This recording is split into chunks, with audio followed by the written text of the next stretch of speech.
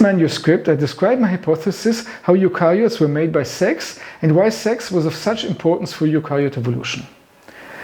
Ever since Charles Darwin called sex the queen of evolutionary questions, evolutionary biologists kept on proposing interesting theories to explain why almost all eukaryotes reproduce by sex.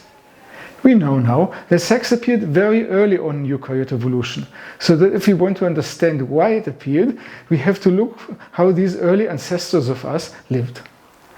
Sex is a weird form of reproduction. In fact, is it a form of reproduction at all?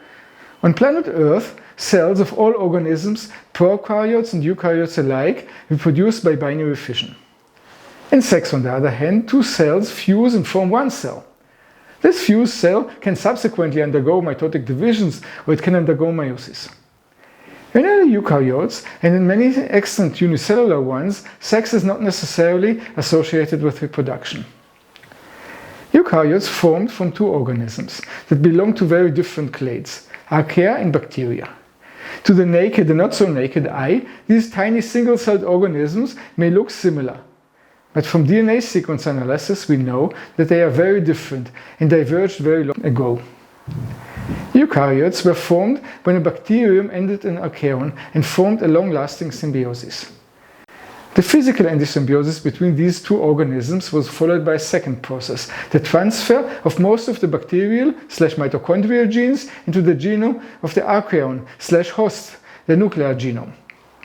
Strikingly, a few genes remained in the tiny circular mitochondrial genome.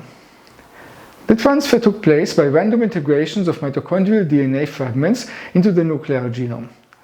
While a tiny minority led to the transfer of active mitochondrial genes, most insertions must have caused deleterious gene disruptions. This process thus required a sorting mechanism that got rid of harmful insertions and promoted beneficial ones. I hypothesize here that this sorting mechanism that led to the gradual transfer of almost all mitochondrial genes into the host genome was mitotic sex. Contemplating evolution, we have always to remember that it is a random process, without a goal in mind. I will formulate my hypothesis therefore as follows. The random appearance of meiotic sex enabled the merging of the genome of the mitochondria and the host. This merging had far-reaching implications on the capacity of eukaryotes to evolve into what they have become. In this illustration, we can see how meiotic sex is sorting mutated chromosomes. We start with a cell in which a mitochondrion died and released its DNA. A fragment of this DNA got randomly inserted into a host chromosome.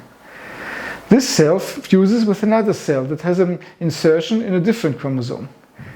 We have now a diploid cell with two inserted chromosomes. This cell will undergo meiosis, giving rise to 4 different offspring.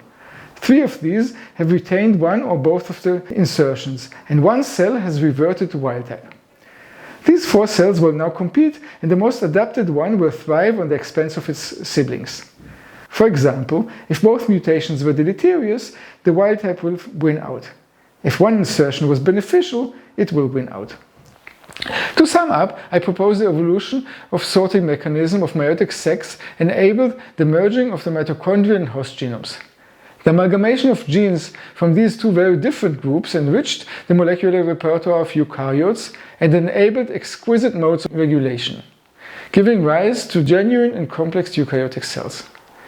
Eukaryotes, as we know them, are thus the product of sex.